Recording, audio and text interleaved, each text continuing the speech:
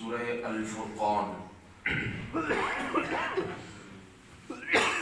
آیت نمبر 7۔ اللہ تعالیٰ جل مجدہ الکریم نے ارشاد فرمایا، بسم اللہ الرحمن الرحیم، وقالوا ما لهذا الرسول يأكل الطعام ويمشي في الأسواق لولا أنزل إليه ملك فيكون معه نذيرا أو يلقى إليه كنز أو تكون له جنة يأكل منها وقال الظالمون إن تتبعون إلا رجلا مسحورا۔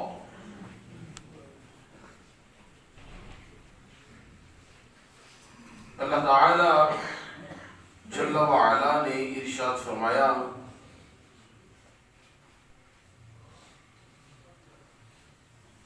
اور کافروں نے کہا، ما لہذا الرسول، کہ یہ کیسا رسول ہے، یأکل الطعام ویمشی فی الاسواق، جو کھانا بھی کھاتا ہے اور بازاروں میں چلتا ہے، لولا انزل الیہ ملک فیکون معہ نذیرا، اس کے ساتھ کوئی فرشتہ کیوں نہیں نازل کیا گیا جو اس کے ساتھ عذاب سے ڈرانے والا ہوتا، او یلقى الیہ کنز او تکون له جنۃ یأکل منها، یا اس کی طرف کوئی خزانہ ڈال دیا جاتا، یا اس کے پاس کوئی باغ ہوتا جس سے یہ کھاتا۔ وقال الظالمون ان تتبعون الا رجلا مسحورا، اور ظالموں نے کہا، صرف تم ایک جادو کیے ہوئے شخص کی پیروی کرتے ہو۔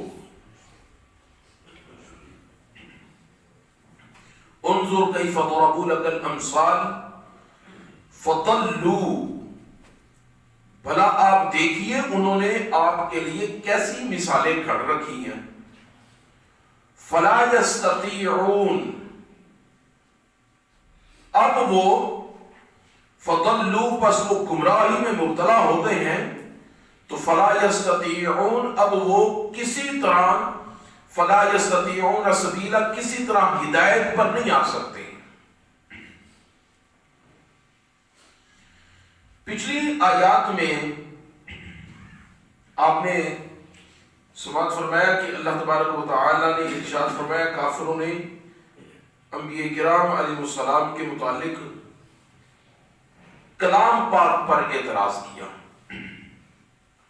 اس کا جواب اللہ تعالی نے ارشاد فرمایا، اس میں وہ کہتے ہیں، ما لہذا الرسول یأکل الطعام ویمشی فی الاسواق، کہ یعنی یہ کیسا رسول ہے جو کھانا بھی کھاتا ہے اور بازاروں میں بھی چلتا ہے، غرض تجارت بھی ہے اور معاش رزق بھی ہے، تو لولا انزل الیہ ملک فیکون معہ نذیرا، ان کے بقول وہ کہتے ہیں چاہیے تو یہ تھا کہ ان کے ساتھ ایک فرشتہ ہوتا، وہ فرشتہ ہمیں پھر ڈر سناتا، ہم اس فرشتے کی بات مانتے، اور اس فرشتے کے متعلق فرشتہ اگر ہمیں یہ کہتا کہ یہ اللہ کے رسول ہیں تو پھر اس فرشتے کی بات مان کر ہم پھر انہیں بھی مان لیتے۔ او یلقى الیہ کنز، یا اگر یہ رسول ہی ہیں تو پھر ان کے پاس ایسا کوئی بڑا خزانہ ہوتا کہ جس سے یہ بہت مالدار تصور کیے جاتے۔ او تکون له جنۃ یأکل منها، یا ان کے پاس وسیع و عریض کوئی باغ ہوتے جن سے یہ اپنا کھاتے پیتے اور اپنا گزر بسر کرتے۔ دیکھیں نا وہ اب یہ نبوت اور رسالت کے لیے معیار کیا بنا رہے ہیں. یہ چیزیں نبوت اور رسالت کے لیے اللہ تعالیٰ بیان فرما رہا ہے. وقال الظالمون ان تتبعون الا رجلا مسحورا فضلوا فلا يستطيعون سبيلا. یہ چیز اینڈ میں جو فرمائی ہے کہ اپنی ان باتوں کی وجہ سے وہ گمراہ ہو چکے ہیں اور ایسے گمراہ ہو چکے ہیں فلا يستطيعون سبيلا. راستے پر آنے کی, ہدایت پر آنے کی ان میں اب وہ استطاعت ہی نہیں ہے. یعنی انہوں نے رسالت کو ایسا معیار بنایا کہ یہ چیزیں اگر ہمیں نظر آئیں تو پھر ہم ان چیزوں کو, پھر ہم رسالت کو مانیں گے. جبکہ اگر آپ تھوڑا سا دیکھیں تو یہ چیزیں رسالت کے منصب کے لیے تو نہیں ہیں, لیکن ایک خادمانہ حیثیت سے, غلامانہ حیثیت سے یہ ساری چیزیں ان کے اندر موجود بھی ہیں.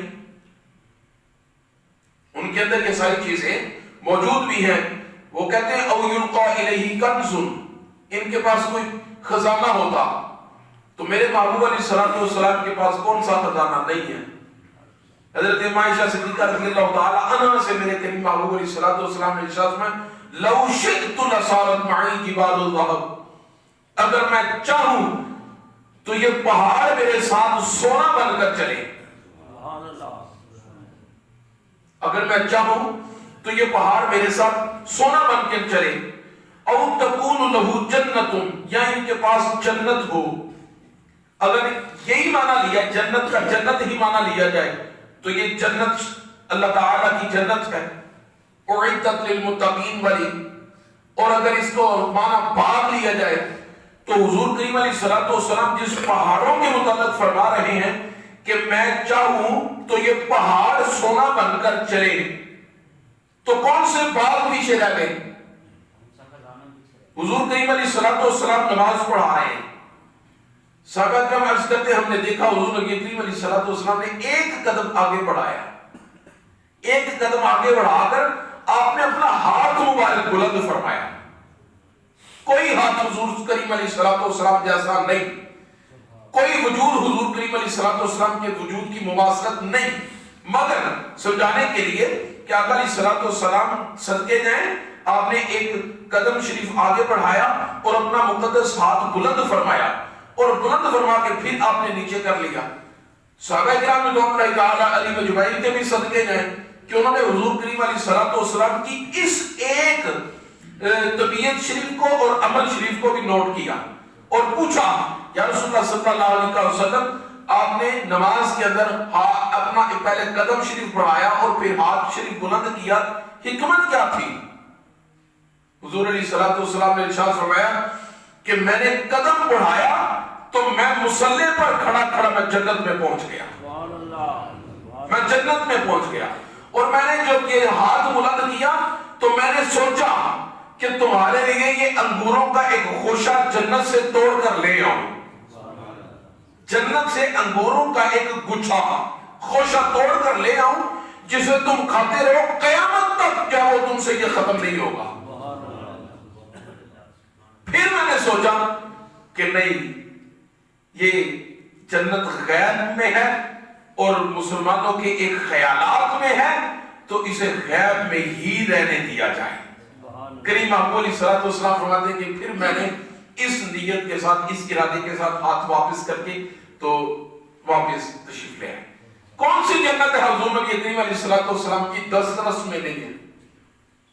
یأکل منہا, آقا کریم علیہ السلام جبریل امین علیہ السلام اللہ تعالیٰ کے حکم سے حضور علیہ السلام کے پاس جب حاضر ہوئے تو انہوں نے پوچھا کہ یا رسول اللہ صلی اللہ علیہ وسلم, اللہ تبارک و تعالی جل وجلہ الکریم آپ کو سلام فرماتا ہے اور فرماتا ہے کہ اگر آپ چاہیں تو نبی اور عبد رہیں, اور اگر آپ چاہیں تو آپ کو نبی فرشتہ بنا دیا جائے.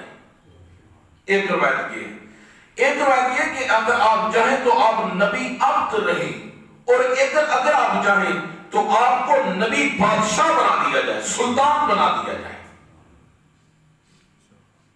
حضور کریم علیہ السلام نے آپ فرماتے ہیں کہ میں نے تواضع اختیار کرتے ہوئے میں نے عرض کی نہیں میرے مولا میں نبی عبد نبی بندہ بننا چاہتا ہوں، میری اختیاری جو صفت یہ ہے کہ وہ میں نبی بندہ بننا چاہتا ہوں۔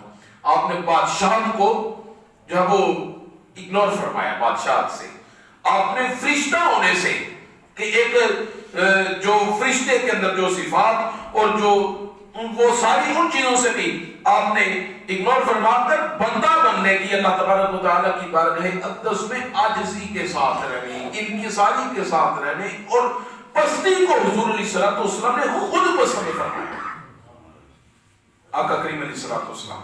لہذا یہ جو آیا مقدسہ میں انہوں نے ایک رسالت کا معیار مقرر کیا تھا کہ اس معیار پر اگر کوئی ہو تو پھر وہ رسول ہو سکتا ہے۔ یہ ان کے فقط ہیلے بہانے اور ان کی فقط ایک من گھڑت جستجو ہی ہو سکتی تھی۔ اگر دیکھا جائے تو یہ ساری چیزیں اللہ تبارک و تعالیٰ نے اپنے مقدس رسولوں کو عطا کی، جسے رسالت عطا کر دی اللہ تعالیٰ نے، اس سے پیچھے اور رہ کیا ہے۔ اللہ تعالیٰ کی کل مخلوقات میں اور کل نعمتوں میں جو سب سے عظیم نعمت ہے وہ نعمت رسالت ہے۔ سب سے عظیم جو نعمت ہے وہ نعمت رسالت ہے۔ اگر خداوند قدوس نے کسی کو یہ نعمت رسالت عطا کی ہے اور خدا کے اذن سے کوئی رسول بن گیا ہے، باقی ساری کی ساری نعمتیں تو اسے اس ایک نعمت کے عوض میں مل سکتی ہیں، اس نعمت کے عوض میں مل سکتی ہیں۔ فرشتے اللہ تبارک و تعالیٰ کے رسولوں کے لیے حضور نبی کریم علیہ السلام کے ایک خادم کا نام جبریل امین علیہ السلام ہے۔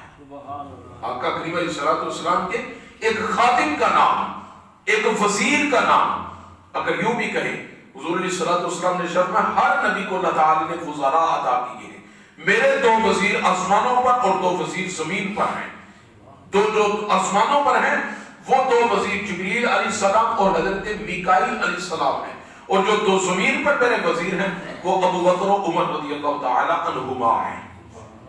تو نبوت کا ایک مقام اور درجہ تو یہ دیکھیں کہ وزیروں کے نام ہیں جبریل و میکائیل، تو وہ کہہ رہے ہیں کہ لولا انزل الیہ ملک، کہ یہ چاہیں اور ان کی چاہت پر ایک فرشتہ ان کے ساتھ ہو، نہیں، ادھر مقام یہ ہے کہ فرشتے چاہتے ہیں کہ ہمیں کچھ گھڑیاں حضور کریم علیہ السلام کی بارگاہ اقدس میں فیض صحبت کے لیے مل جائیں، وہ یہ چاہتے ہیں۔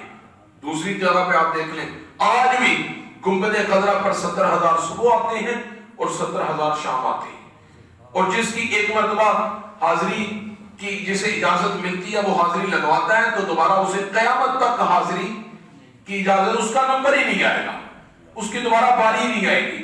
تو یہ ایک جستجو ہے کہ ان فرشتوں کی کہ ہم حضور کریم علیہ السلام کی بارگاہ اقدس میں جائیں۔ ادھر یہ کہہ رہے ہیں کہ وہ نبوت اور رسالت یہ چاہے کہ ان کے ساتھ ایک فرشتہ آئے۔ قرآن کے اندر وہ کافر یہ چاہ رہے ہیں، لیکن حقیقت حال یہ ہے کہ فرشتوں کی یہ جستجو ہے کہ ہمیں بارگاہ رسالت میں آپ صلی اللہ علیہ وسلم میں کچھ ٹائم مل جائے، صحبت میں آپ سے فیض حاصل کرنے کے لیے۔